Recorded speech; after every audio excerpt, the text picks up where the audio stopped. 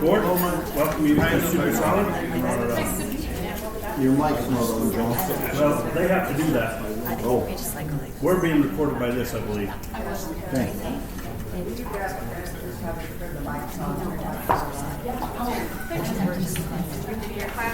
Blazing background.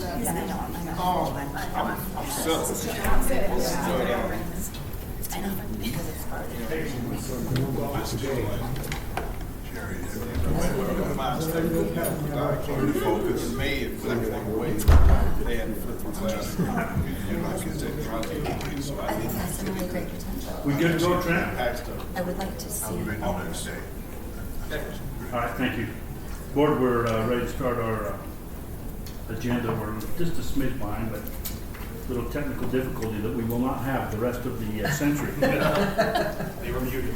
In this beautiful room, and we'll, I'll talk a little more about the room in board meeting, but the student information, the SIS adoption process is who, Superintendent? Yes.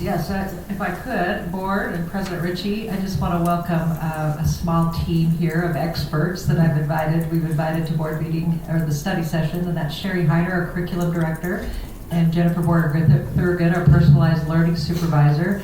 They are going to walk us through the student information system adoption process that we're undertaking and kind of explain why we're undertaking this process and just give you an idea of the timeline and the process that we're going to walk through. So I want to welcome them and thank the two of them for being here and all the hard work that they put into this process so far. Welcome. Yeah, well, it was, we currently use My Student as our student information system. It has been fabulous for us for many years. So our current system launched about 20 years ago, and our in-house programmers have, created and have fully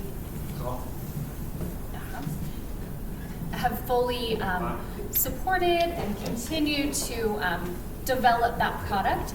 The underlying database, so kind of the base programming piece of it, is actually a little bit older. It's 30 years old. So it has met our needs, through the years very successfully. Our development team has been amazing with the small number that they had to, number one, create that product and then keep that product up for us as well.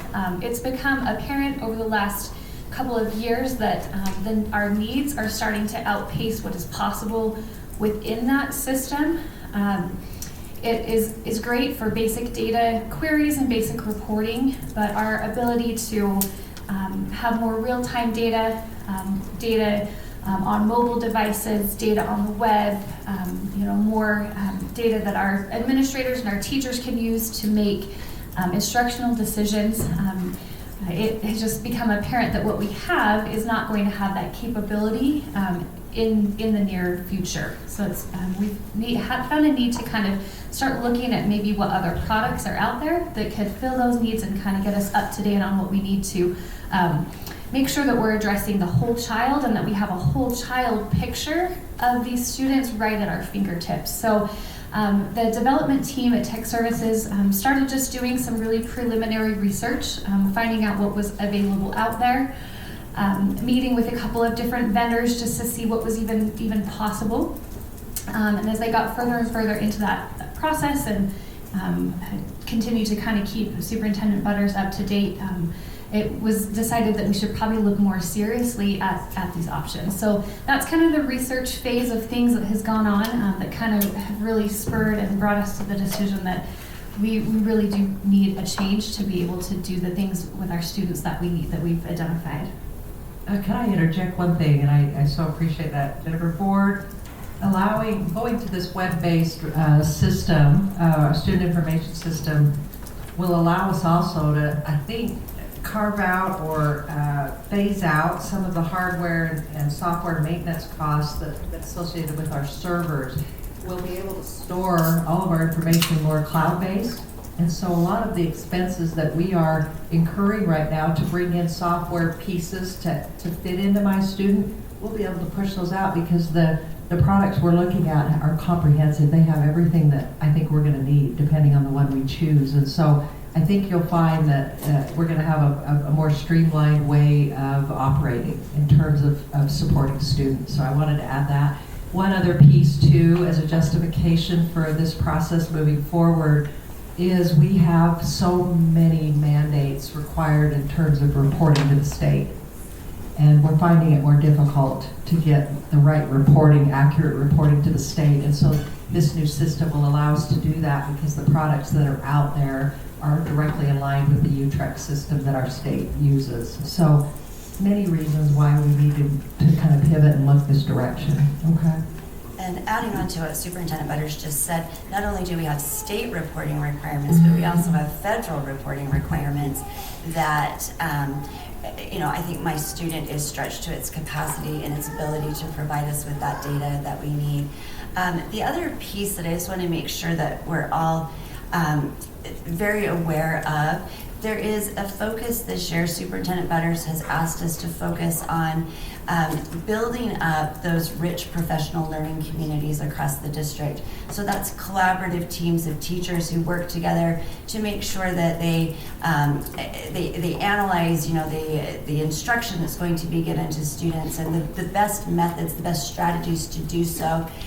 They look at the data that comes back from assessments that students are provided with so that we can ensure that students learn and when they struggle, they're provided with the best supports that we can. Well, in order to do that, teachers need real-time data visualization software, something that will provide us with that tool so that we can have that data at a fingertip, right?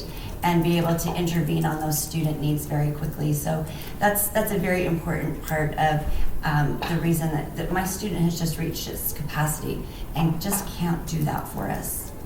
One last thing I'll add, and thank you. I think we're each taking kind of a piece of the why, but we'll be able to more effectively and efficiently communicate it with our parents, Board.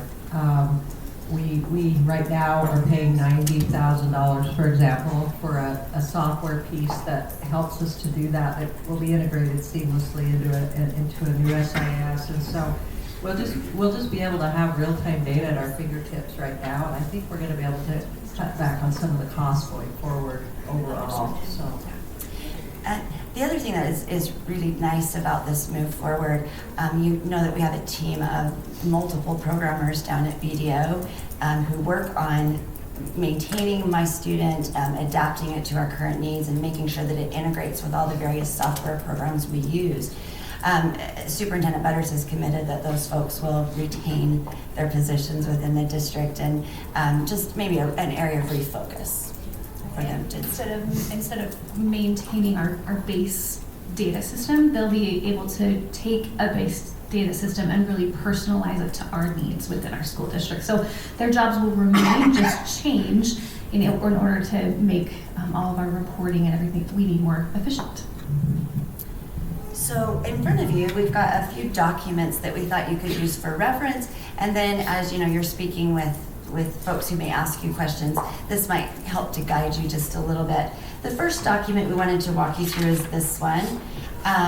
It's basically talking about the RFP process and how we kind of went through this solicitation from our vendors. So an RFP is just a request for proposals.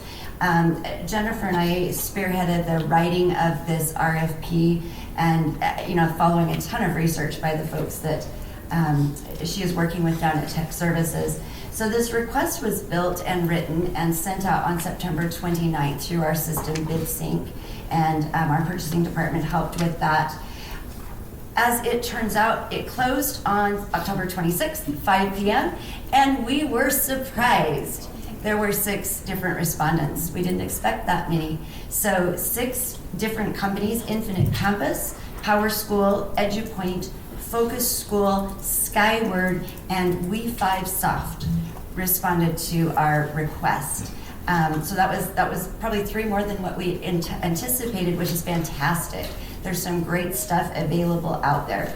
So we began our proposal review with a team that Superintendent Butters put together here at the district that includes Jennifer is on it, I am on it, superintendency, our elementary and secondary directors, the director of student services, and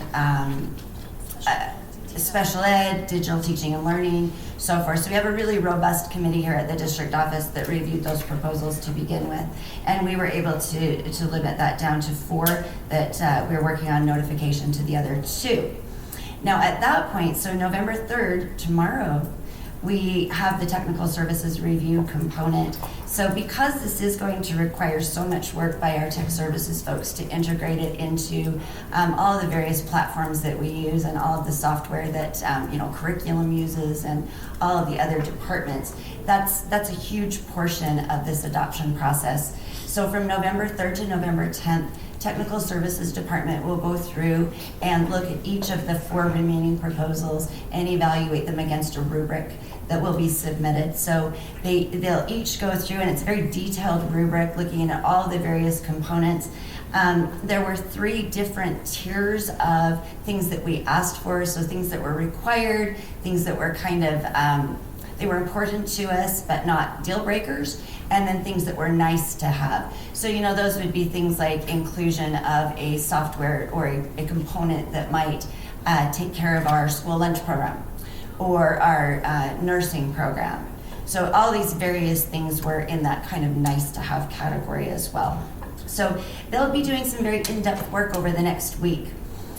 We are also establishing a stakeholder committee that will meet and review these proposals from November 3rd to the 22nd. So that's kind of a long time, but there's a lot of stuff that needs to go into that. They will also have rubrics that are specific to their roles. We have asked our elementary and secondary directors to choose some principals who will then choose parents who can join us as part of that review process. All of those of us on the district committee will also be part of that. All schools types are represented, so we have elementary, junior high, and high school, as well as we paid special attention to the cones and made sure that we have representation from all cones. So parents, there will be teachers on this committee, counselors, special ed providers, and so forth, as well as all of the directors that we mentioned. So it's a really robust team. Now on November 18th, it really gets exciting because the 4 presenters, so the 4 vendors who are moving on, will be coming in to give us in-person presentations and walkthroughs of their platforms. So they'll do about an hour-and-a-half walkthrough. You are all welcome to join us for that day, because what could be more exciting, right? That's going to be an awesome day. I know, be excited. That is going to be such a fun day. Get your calendar out. Yep, all day on November 18th. So we'll have all of those folks come in, and those are really special days, as we've done a lot of these adoptions through curriculum. Those are really fun days, and you learn a lot. And each of them will get about a half an hour that our committee will have to ask questions of them. And then we're looking at maybe an additional few minutes that they can work specifically with our special education department to make sure that some of the student needs are met there, so that we pay special attention to that. The night of the 18th is an open house. So all members of the district, anyone who works for the district, can come and work through a rubric. They'll offer some suggestions. They'll tell us what they think of the different products. Then on the 28th of November, all of the cost proposals were submitted separately sealed, and those are living in our safe right now. Those are not part of the review process until the very end. And then once we've kind of ranked the products based on all of the different rubrics that the stakeholder groups have filled out, then we'll look at the cost proposals. So that will inform us as we move forward. And we would like to come back to you November 28th. Our committee will meet again. We'll look at the cost proposals and all of the data that's come back from the stakeholder review, the open house, so forth. And our goal is to recommend to you a product by the December 7th board meeting. So there's kind of our timeline. It's very robust. What are you doing with all your free time? I know. We got a lot of that. Can I mention one thing, Jeff, before you jump in? Board conferring with President Ritchie, we decided Jan would be a wonderful representative on the committee because of her work in student services and as a counselor, as a teacher. I think she's got a lot of working knowledge of our current product, My Student, right now, and maybe some of the things that she noticed as she was in her employment status. So she's on the committee. I so appreciate the work that's gone into it so far. You can tell that they are very intentional on looking at the needs that we have been missing. So the real time will be key. And that data piece has become so vital in reporting not only to our public, but also to our teachers. They really can't make right decisions without real-time information, so thank you. I guess I had one concern. Do you think 1 week is enough time for the technical services crew to go through this? We've got everything scheduled out and they're committed to making that happen. So they're very, very detailed. They'll continue to look all the way through the 22nd. They'll be involved on the 18th. Right. And just wanted to make sure that before that time we had taken a really good technical look at everything. So we'll have our questions ready for the vendors when they come on the 18th. So just to talk to this speedy timeline a little bit, one thing in doing some preliminary research we found to really successfully pull something like this off. It's massive amounts of data and things that will need to come over to the new system. One key thing is giving our programmers a lot of time to do some preliminary and test data transfers several times before we ever try to go live and turn our users over to this.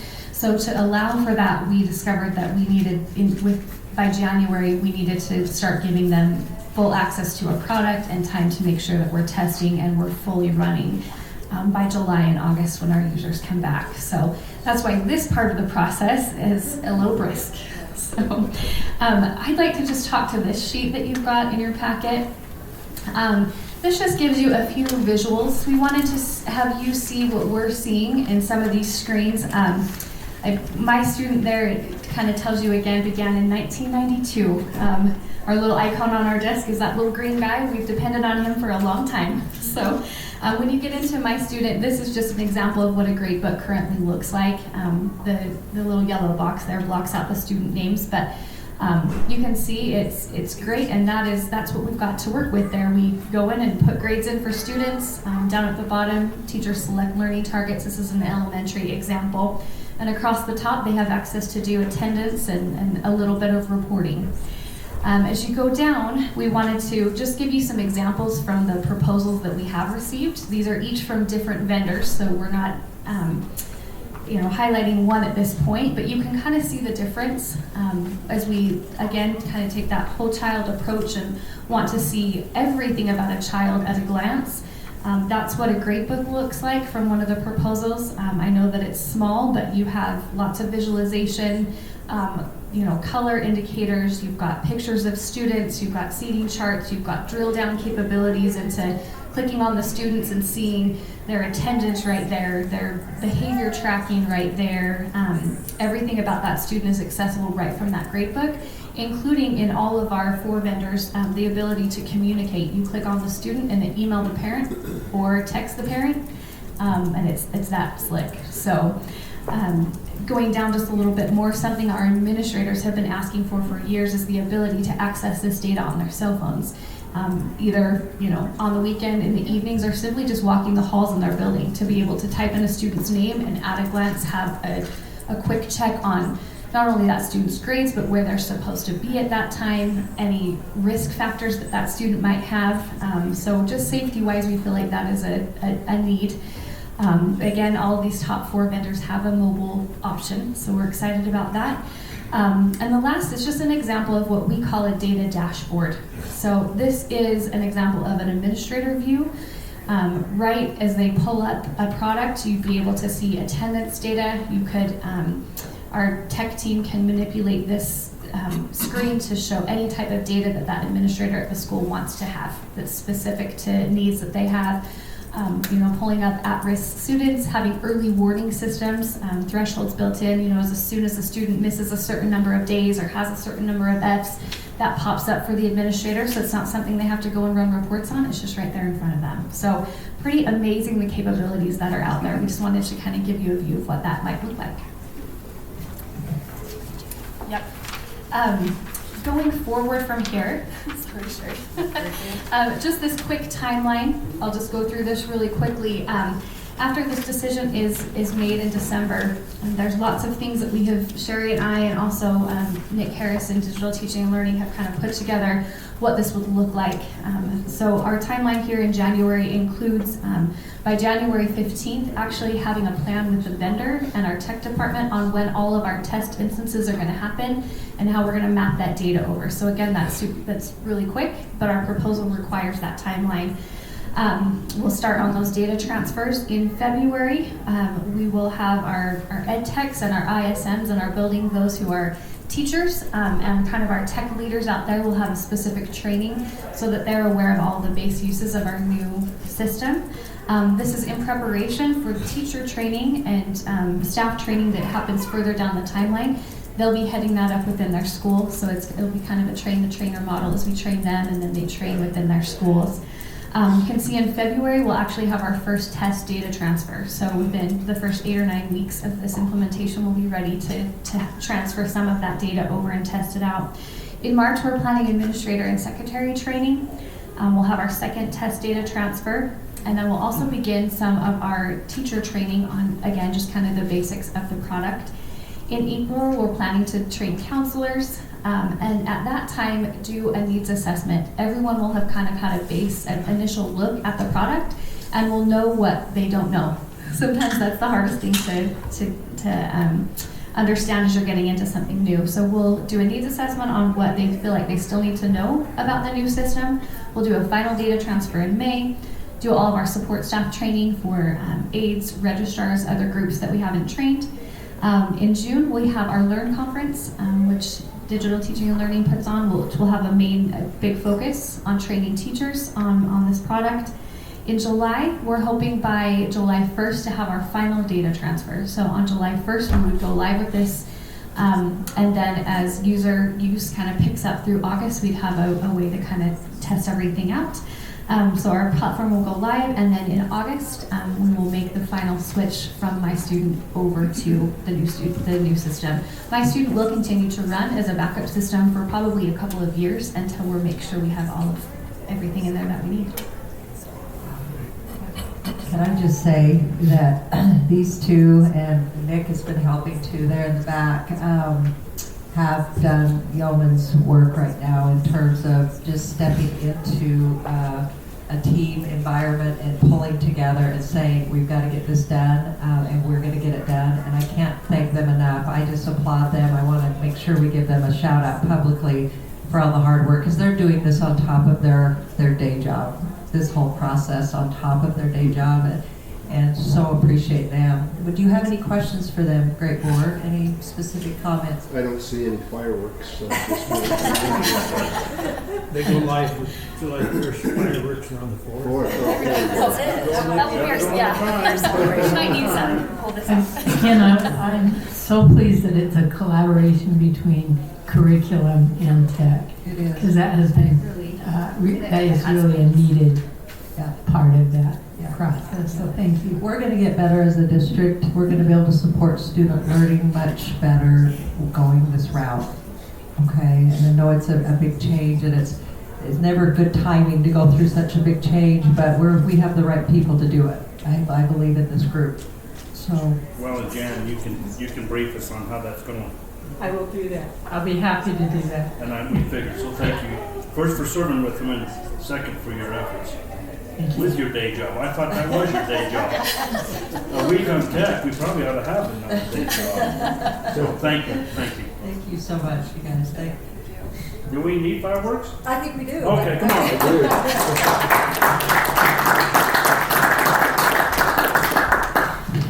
It ought to be more than that. I know, that wasn't very much fireworks. Board, we are going to talk and emphasize this new room and this great upgrade in here, but I know I've got 2 experts back there, 3 actually, but Ryan and Trent, is there any way that you guys could come up? Nick, you're welcome to join in and just kind of give the board an overview of what's in front of them here, microphones, kind of some of the things they need to be aware of in the room.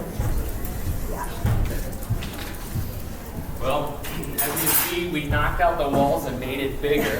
Looks like you made it bigger. Just kidding. Nothing like that.